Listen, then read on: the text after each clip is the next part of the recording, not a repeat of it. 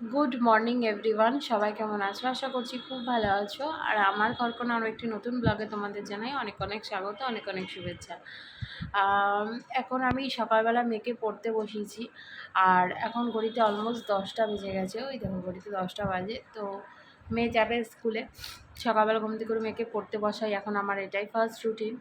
আর আমি আজকে তোমাদের সাথে আমার এইভাবেই কিন্তু রুটিনটা শেয়ার করব। পুরো ব্লগটা দেখো, কেমন লাগলে অবশ্যই কমেন্ট করে জানিও। দেখো মেয়ে এখানে পড়তে বসেছে।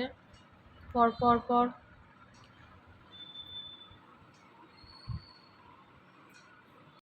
সকাল সকাল মেয়েকে পড়ানোর পরে ও স্কুলে যাওয়ার আগে আমি সমস্ত বাসি কাজগুলো সেরে নিয়েছি। আজকাল মেয়ে যেহেতু আমার কাছে সকালবেলা ঘুম থেকে উঠে পড়তে বসে, তো আমার না সকালবেলা বাসি কাজগুলো করতে একটু দেরি হয়ে যায়। তবে আমি খুব চেষ্টায় আছি একটু তাড়াতাড়ি করে মানে ঘুম থেকে উঠে আগে বাসি কাজটা সারবো, তারপরে মেয়েকে নিয়ে পড়তে বসাবো। যেমন এর পরদিন থেকে আমি চেষ্টা করব যে মোটামুটি ধরো ওই 7টা সাড়ে 7টার মধ্যে উঠবো। আসলে কি বলো তো, দু একদিন না শুতে শুতে রাত হয়ে যায়, মানে হাজব্যান্ড ঢোকে অনেক দেরিতে। তো সেক্ষেত্রে আমার কি হয়, আমার না খুব অসুবিধা হয়, মানে ওর জন্য বসে থাকতে হয়, আসবে খাবো তারপরে তোমার শোয়া। তো তার জন্য আমার দু একদিন একটু দেরি হয়ে যায়। এবার মেয়েকে পড়তে বসাতে হয় ঘুম থেকে সকালবেলা উঠে, ওই জন্য কাজ করতেও হয়তো দু একদিন একটু দেরি হয়ে যায়। তবে আমি টাইম যাই করি না কেন, দেরি হলেও টাইম টু টাইমের মধ্যে সারি। এবার মেয়ে এখন স্কুলে চলে যাওয়া, যেই সময়টা চলে যায় ওই সময়টাকে আমি কাজে লাগিয়ে একদম ঘর দুয়ার সুন্দর করে পরিপাটি করে সাজিয়ে গুছিয়ে নিই। আর বিছনা চাদর তোমাদেরকে কি বলবো, আমাকে তো দুদিন অন্তর অন্তর একটা করে বিছানার চাদর পাল্টাতে হয়, জানো তো। মেয়ে যা নোংরা মানে যা করে সে মানে আর কি বলার মতো না।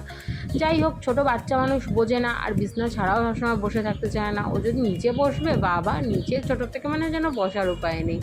আজকের বালিশগুলো বক্স খাটে ঢোকানোর টাইম পাইনি, জানো তো। আবার নিচের কলপাটটা আছে না, যে কলপাটটা মানে যেটা বাড়ি দিয়ে ঢুকতেই যে আমাদের কলপাটটা, সেই কলপাটটা আজকে আবার আমি পরিষ্কার করব। যেহেতু আমাদের নিচের কলপাটটা কমন, তা আমার শাশুড়ি মার তো এখন বয়স হয়ে গেছে, মা যেহেতু পারে না দেখে আমরা বাড়ির দুই বউ মানে আমি আর আমার বড় যা দুজনে মিলে পরিষ্কার করি। তো বড় যা 1 মাস করলে পরের মাসে আমি করে দিই, তো এই মাসে পালা আমার, তাই আমি পরিষ্কার করে দিয়েছি কলপাটটা। ওই ব্লিচিং পাউডার দিয়ে একটু ডলে দিলে না শ্যাওলাগুলো উঠে যায়। তো স্নান টান করে একদম ফ্রেশ হয়ে স্নান টান করে সাবান টাবান দিয়ে চলে এসেছি। আর এসেই দেখো ফার্স্টেই জল খেয়ে নিচ্ছি। আমার না প্রচণ্ড জল তেষ্টা পেয়েছিলো, আসলে একটা ভ্যাপসা গরম, একটা অস্বস্তিকর গরম। সকালে টিফিন খেতে বসেছি, তাই 1:45 মতো বাজে। একটা ডিম টোস্ট খেয়েছি, দুটো পাউরুটি দিয়ে একটা ডিম দিয়ে টোস্ট করে তাই খেলাম, কি করব। এবার অনেকটা বেলাও হয়ে গেছে, খিদেও পেয়েছে প্রচণ্ড। একটু যদি হালকা ভারী না খাবার খাই তাহলে কি হবে, পেটে কি মধ্যে খিদাটাই মোচড় করতে থাকবে।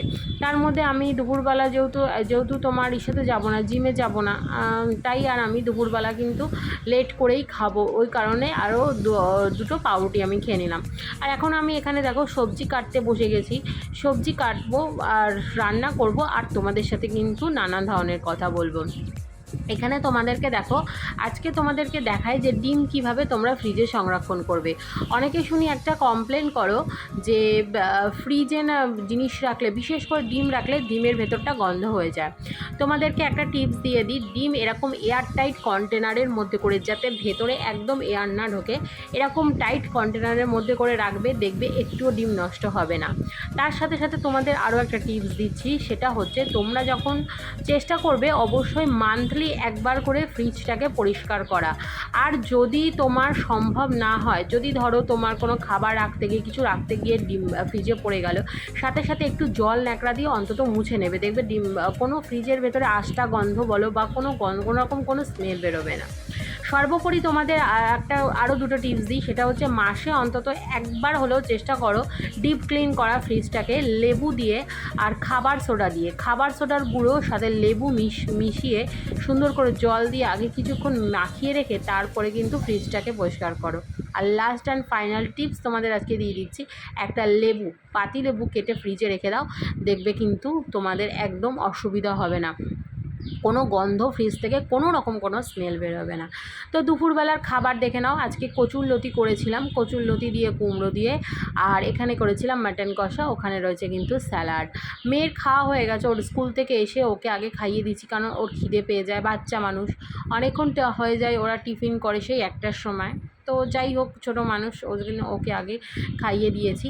আর মেয়ে উপরে শুয়ে আছে, আর এখানে এখন দেখো আমরা দুজনে কিন্তু খেতে বসেছি।